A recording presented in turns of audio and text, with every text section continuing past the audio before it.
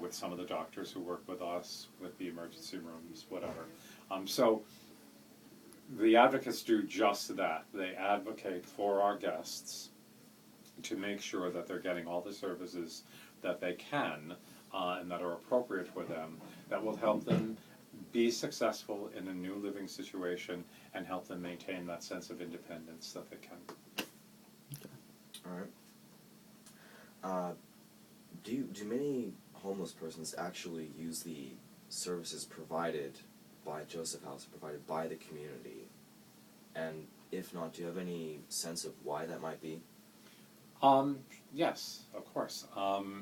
Well, that answer is a little bit more involved than the question might be, actually. Obviously, if someone comes to us because they're in a homeless crisis, if we have an opening, which is often not the case, we're always filled. We're filled right now. But if we have an opening, then they come in and we're able to shelter them. They will work with an advocate. Given the fact that very often many people who come to us, and in any time you walk into the shelter, 60% of the population is probably suffering from some mental illness, and that can be anything, as minor, I should say, as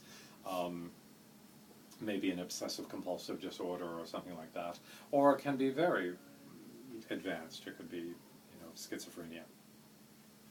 Given the resources we have in the small staff, we can't serve people who are not at least in some way actively involved in the treatment of their mental illness, whether they're on some sort of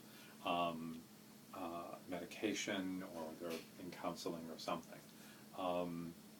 But as I indicated before, the advocates will work with them to try to connect them to services that they need. Now, we can't force them to do that, and so they may reject that. They may say, no, they don't want to do that. And so, I guess in the way the question was asked, Tom, they wouldn't be utilizing the service to the fullest because they wouldn't be accepting that part of the service, but it's certainly offered to them. They may not like, it's very difficult for us. The reason we have apartment buildings is because it's very difficult for us to find places that our guests can be housed and have a new living situation. Sometimes that has to do with finances, often actually. Many times it has to do with other circumstances in their lives.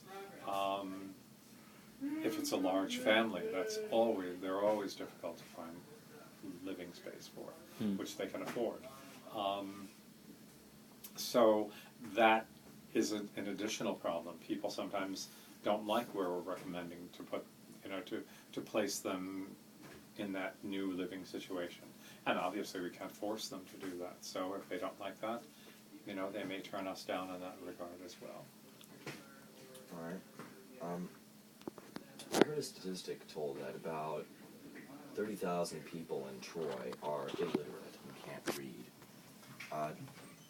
How much of the population would you say that you actually address with the literacy that you provide? As you said, you advocate for educational services. Mm-hmm. Do you feel that there's more people out there in Troy who maybe don't know about Joseph House, or is it perhaps that is there maybe a reason why there's still this high number of people in Troy who haven't been able to, say, get these education services even though you are providing them? Excuse me, before I came to Joseph's House, most of my career was either spent doing clinical work or working in education as a teacher or a clinician in a school.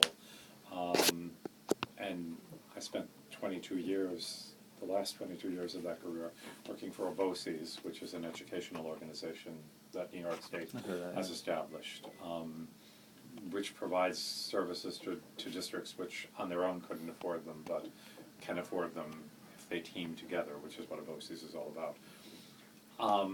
I have not heard that 30,000 figure. That seems a little out of it seems a little big to me, Mhm. given the fact that Troy is not that large a place to begin with. It's about 20% or something like that. Hmm? 20% is illiterate, according to some That I can source. see, and if once again I'm thinking with my educator's hat on, when we're talking about being illiterate, as I'm sure you both know, there are different forms of illiteracy, if you will. Some people can perhaps read signs, or are able to read, simple directions, but they may not be able to really make out an application form for a job or something like that. Some people, are able to, read through a menu or something, but it would be very difficult for them to read the New York Times. And then some people are simply illiterate and can't read.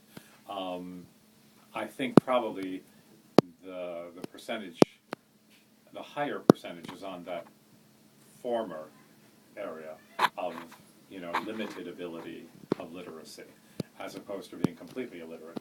But I've been out of education now for about 6 years, so I haven't followed up on that. In terms of, was your question, I gave such a long answer, was your question how the people here that we served, how do they access those services? Well, I'm trying to get a feel for just what the homeless situation is really in Troy, and how many of those people who are homeless or need some of the services that Joseph House provides are actually able to get the services provided here, and then maybe why those other people can't get those same services. I think that Joseph's House is pretty well known in the community after 31 years, if only because, we do have a relatively high recidivism rate. I mean, we're certainly not naive to think that, someone who's been living on the street for 20 years or 15 years and comes here for the first time, and bam, we're going to solve all their, they'll never be homeless again, and we've solved all their problems and everything is great. That's not the way it happens. Very often we see people 2, 3, sometimes 4 times.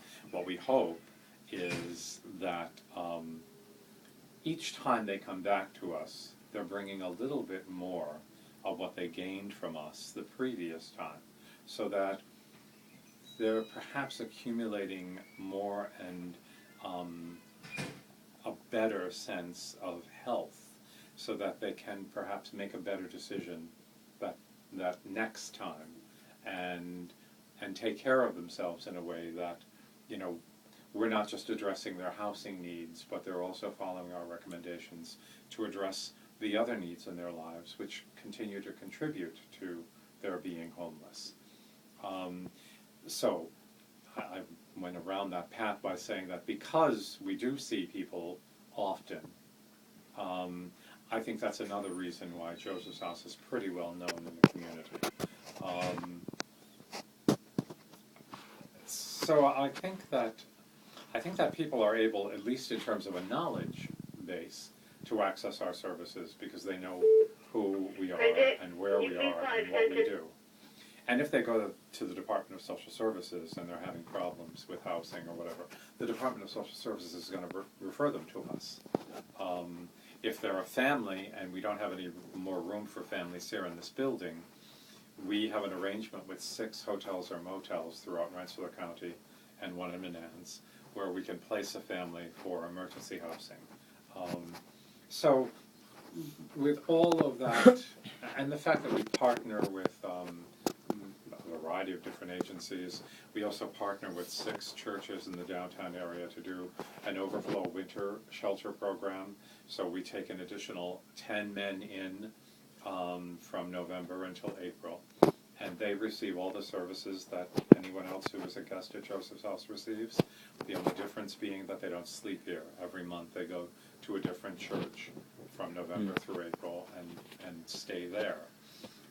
That has broadened, the knowledge base for the citizenry here. So I think I'm certainly not saying that every single person in Troy knows what Joseph's House does and what we're about, but I would say most people, if you at least say Joseph's House, they have a sense of, oh yeah, I think that's a homeless shelter somewhere. So has there ever been a situation where